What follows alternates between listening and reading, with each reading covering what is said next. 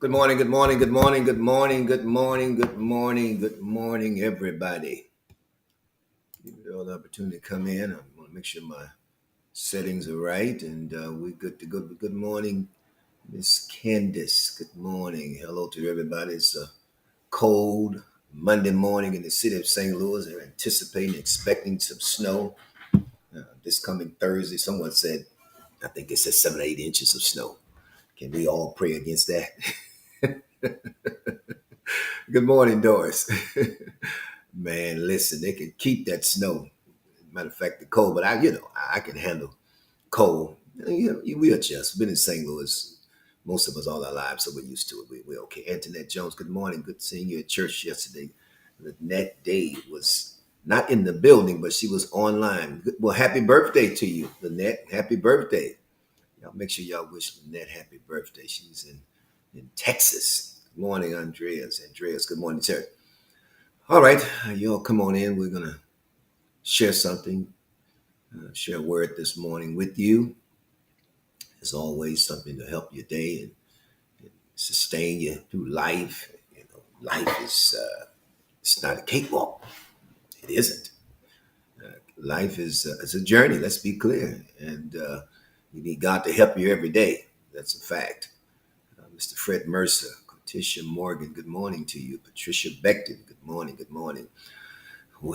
Tammy Williams, hello, good morning.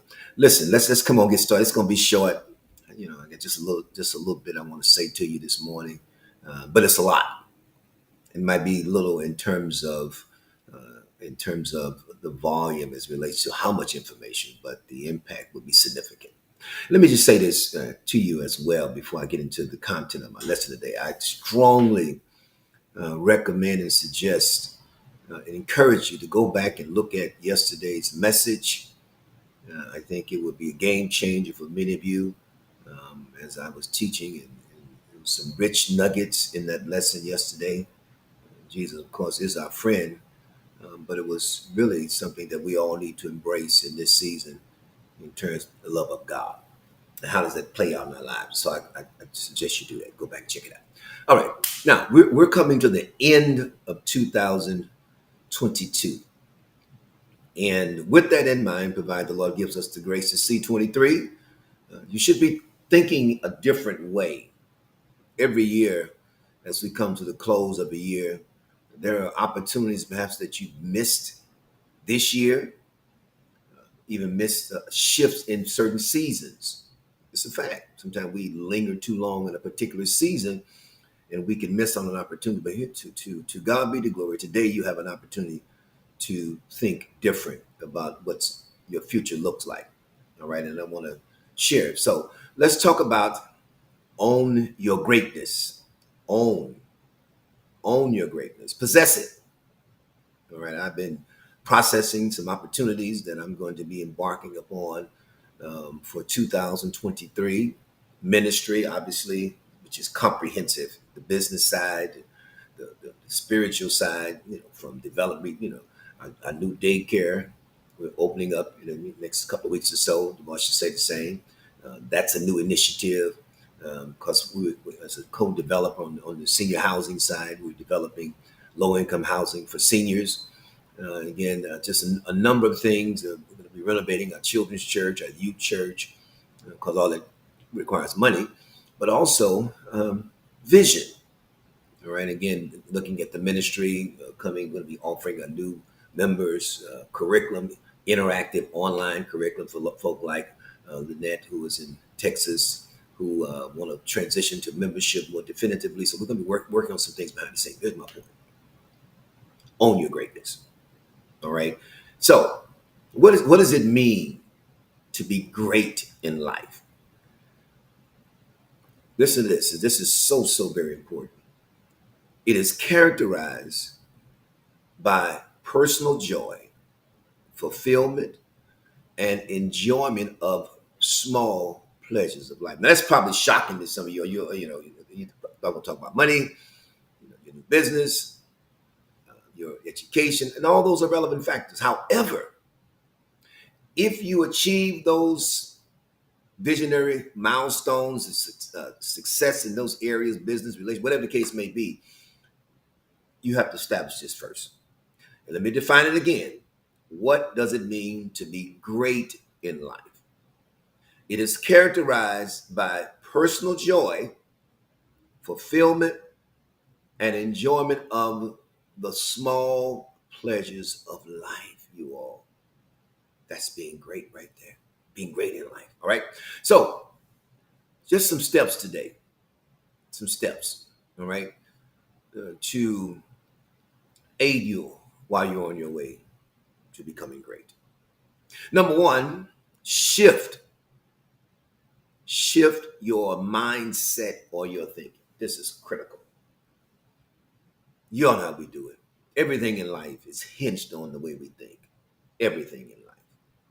You got to shift your mindset, shift your thinking. So your mindset is defined as is your own personal, your own set of values, along with a beliefs and attitude system through which you identify yourself and the world around you. This is heavy stuff.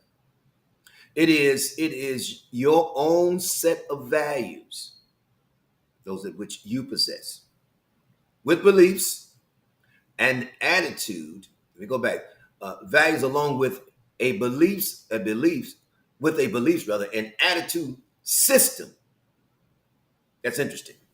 Think about it. Your body, I think it's 13 different systems in the human anatomy. Your car has systems. You don't know how we do it. Systems. It is the process. It is the mechanism, the machinery that functions within the context of other components. That's my definition. System. All right. So you got to shift your mindset or your thinking, and sometimes your system have to go through an overhaul. This is an analogy, obviously. Your computer has a hard drive. Sometimes your hard drive is outdated, and you're trying to download information into an antiquated hard drive. You don't have the capacity. You're trying to fit new wine into old wine skin. So you got to shift your mindset and thinking. Number two, change your life with new thinking. Whew. I didn't say a new dress. I didn't say a new pair of shoes. I didn't say a new hairdo, women or brothers. I didn't say a new suit, men, a new car. Those things have some significance, but they don't necessarily change your life. All right? Change your life with new thinking. So here's how you're going to do it. Start with the possibilities. Start with the possibilities. Define and explore a completely new path. You can't have new if you don't embrace possibilities, a new possibilities, or the consideration of a new path. Create a new recipe from the fundamental truth. In other words, start with truth, and truth is God's word. You all, let's keep it real. There's other stuff we see, a lot of rhetoric and a lot of media stuff. It's not necessarily truth. We're talking about what is God saying about me. All right, create a new recipe from the fundamental truth. So get to the truth, and that is start out with what God has defined. It's God has said about you. All right, listen to this. Look into the future and its needs. So this is still dealing with change your life and thinking. So look into the future and its needs. In other words, look into the future of the possibilities. And what do I need to do in order to secure those possibilities or that vision? So you got to start thinking futuristic, not just for now. All right. Ask the question, what's the goal? If I'm going to change my life in my thinking, you got to define what is the goal. What are my, what are my health goals? my financial goals? We're looking at 223 now.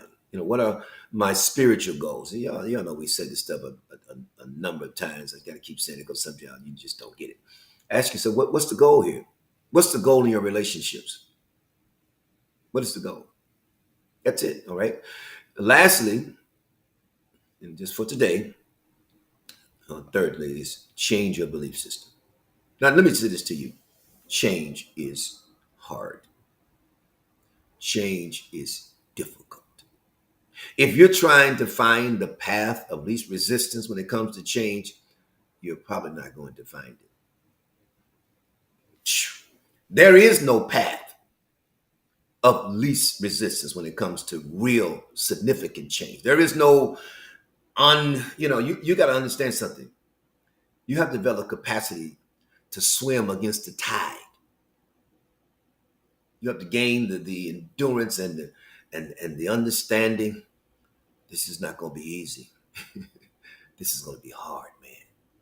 This is what's your belief system? Your belief system is the set of beliefs that a person has about what is right and wrong and what is true and false. It is, again, back to the system. It's a belief system. It's a set of beliefs that a person, this is what you have. In other words, this is what you trust. Belief is not sometimes to trust is what you trust. So belief system is what a person sees what is right, what is wrong, and what is true and false. And the danger to all of us is our belief system can mislead us. It can cause us to misinterpret people, situations. It can cause us to fail in life. It can cause us to stay in a place too long, in a season too long, in a relationship too long, at a job too long. Hello, somebody. Sometimes you're holding on to something that's not holding on to you. Whew, that's a word. All right. So we're talking about own your greatness. Own it.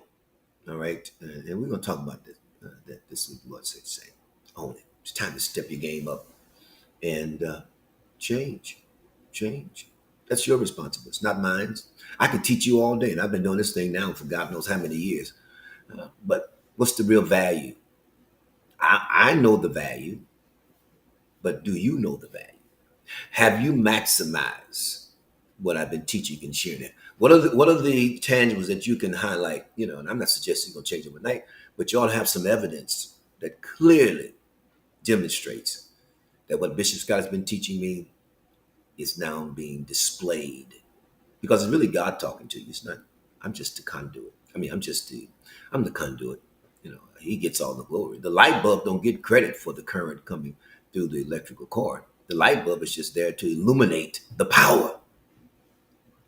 But God gets the glory. All right, gotta go. Y'all have a wonderful day. Let's go after greatness. Let's go after greatness.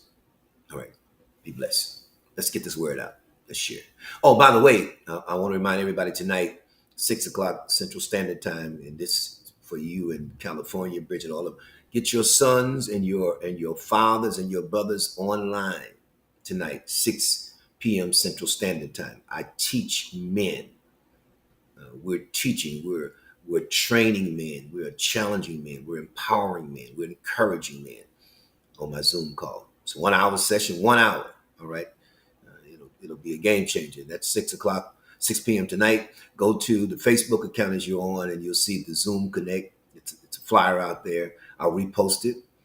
Your 15, 13-year-old son. We have teenagers on these Zoom calls.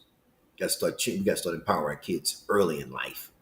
Now, wait until they get in trouble. They're in jail. Hello, somebody. They're involved with a drive-by. Get them to a place where they can be empowered. Hello, somebody. We got to change our direction as parents.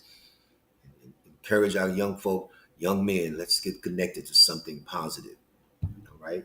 Let's do that. See you 6 o'clock tonight. Be blessed.